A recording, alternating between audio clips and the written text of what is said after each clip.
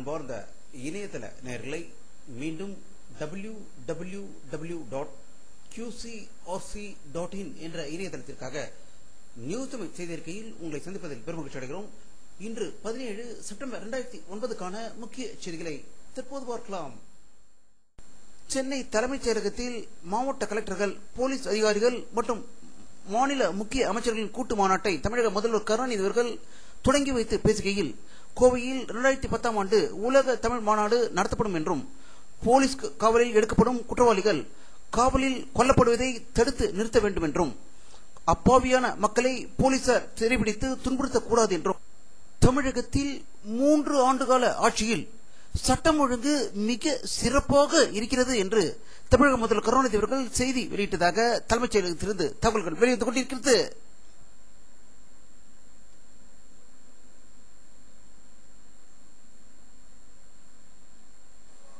அதிமுக பொதுச்செயலாளரும் எதிர்க்கட்சி தலைவருமான செல்வி ஜெயலலிதா அவர்கள் ஊட்டியில் உள்ள கொடநாடு எஸ்டேட்டில் தந்தை பெரியாரின் 136வது பிறந்தநாள் ஒட்டி அவருடைய உருவப்படத்திற்கு மலர் மாலை சூட்டி மரியாதை செலுத்தியதாகவும், பின்பு அவர் வெளியிட்டுள்ள ஒரு செய்தி அறிக்கையில், சீன அரசு இந்தியாவின் மீது போர் தொடுக்கும் எண்ணத்தில் இந்தியாவுக்குள் ஊடுருவிப்பது கடும் கண்டனத்துக்குரியது என்றும், இதற்கு மத்திய அரசு சரியாக செயல்படாத காரணத்தால் அவருடைய சீனாவுடைய ஆதிக்கம் அதிகரித்து வருவது குறிப்பிடத்தக்கது என்று கூறியிருப்பதாக ஊட்டியிலிருந்து தகவல்கள் வெளிவந்து கொண்டிருக்கிறது.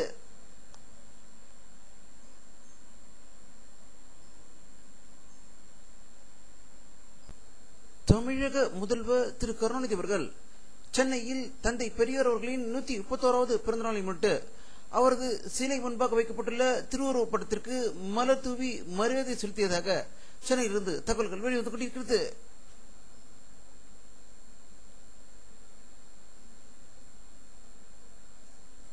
ராமேஸ்வரம் பகுதியிலிருந்து கடலுக்கு மீன்பிடிக்க சென்ற 100க்கும் மேற்பட்ட மீனவர்களை இலங்கை ராட்சச ராணுவத்தினர் தாக்கியதாகவும், அதில் 21 ராமேஸ்வர மீனவர்களை கடத்தி சென்றுவிட்டதாகவும், 5 படகுகளை சேதப்படுத்தி 5 படகுகளை கடத்தி சென்றதாகவும் ஒரு அதிர்ச்சி தகவல் வெளிக்கொண்டு கொண்டிருக்கிறது.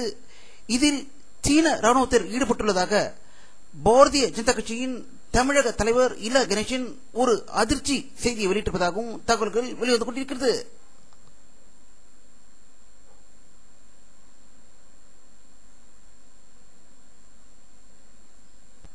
பாரத பிரதமர் மன்மோகன் சிங் அவர்கள் தலைமையில் மத்திய அமைச்சர்களின் கூட்டம் டெல்லியில் நடந்தாகும்.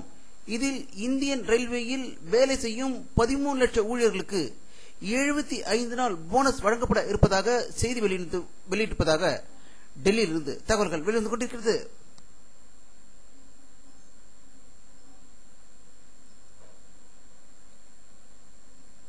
மத்திய ஜவுளித்துறை அமைச்சர் தயாநிதி மாறன் அவர்கள் டெல்லியில் இந்திய கைவினை பொருட்களின் கண்காட்சியை தொடங்கி வைத்ததாக டெல்லியிலிருந்து தகவல்கள் வெளிவந்து கொண்டிருக்கிறது.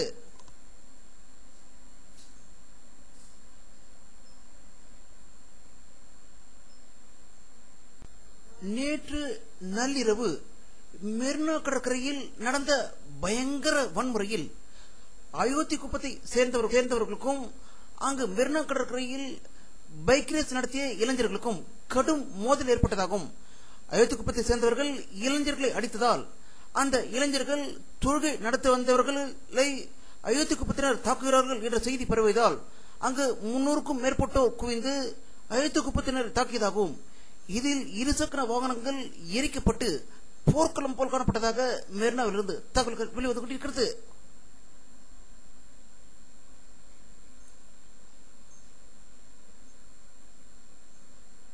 பீகார் மாநிலத்தில் 18 சட்டசபை தொகுதி இடைத்தேர்தலில் ஆளும் ஐக்கிய ஜனதாதளம் கட்சி 6 தொகுதிகளில் மட்டுமே வெற்றி பெற்றுள்ளதாகவும், லல்லு பிரசாத் யாதவ் மற்றும் பாஸ்வான் கூட்டணி கட்சி 8 தொகுதிகளில் வெற்றி கிடைத்துள்ளதாக பாட்னாவிலிருந்து தகவல்கள் வெளிவந்து கொண்டிருக்கிறது.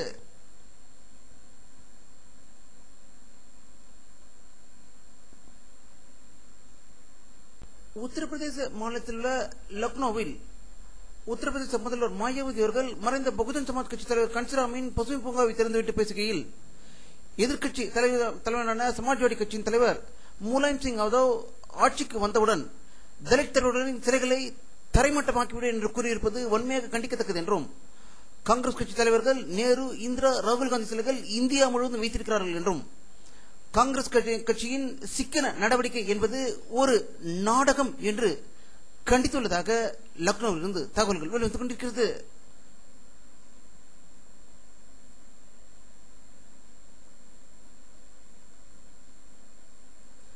பாகிஸ்தான் தீவிரவாதிகள் 300 பேர் காஷ்மீர் மாநில எல்லையில் இருந்து இந்தியாவுக்குள் ஊடுருவ தயாராக இருப்பதாக ஜம்மு காஷ்மீர் மாநிலத்திலிருந்து தகவல்கள் வெளிவந்து கொண்டிருக்கிறது.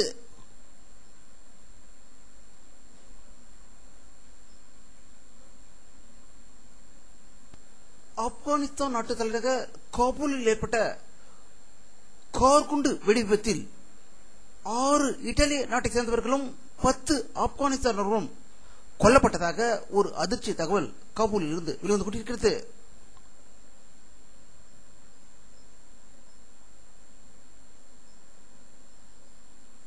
நேபாள நாட்டில் மாவோயிஸ்டுகளின் கூட்டணி ஆட்சி நடைபெற்றுக் கொண்டிருக்கும் வேளையில் மாவோயிஸ்டுகள் நேபாள நாட்டிற்கு புதிய கொடியை தயார் செய்திருப்பதாகவும், அந்த கொடியை தேசிய கொடியாக அங்கீகரிக்க வேண்டும் என்று வலியுறுத்தியிருப்பதாக காட்மாண்டுவிலிருந்து தகவல்கள் வெளிவந்து கொண்டிருக்கிறது.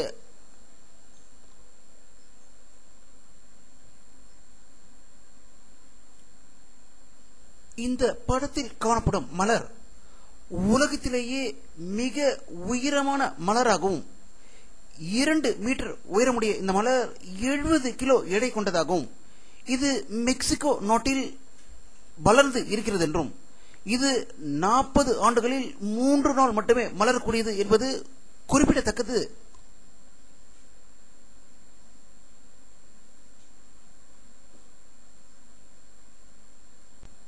வானிலை அறிக்கை 17 செப்டம்பர் 2009 பிற்பகல் 4 மணியில் ஏற்பட்ட சற்று போக்குவரத்தை தற்போது பார்த்துக் கொண்டிருக்கிறீர்கள்.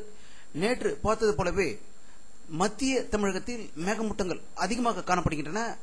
கோவை, மதுரை, திண்டுக்கல், திருச்சி போன்றவற்றில் மழை அதிகம் பெய்து கொண்டிருப்பதாக தகவல்கள் வந்து கொண்டிருக்கின்றன. இந்த மேகங்களும் அடர்த்தியாக இருப்பதால் மழை அங்கு அதிகமாக பெய்வதற்கு வாய்ப்புகள் அதிகமே என்று இந்த சேட்டலைட் பகுப்படத்தின் மூலம் தெளிவாக தெரிகிறது.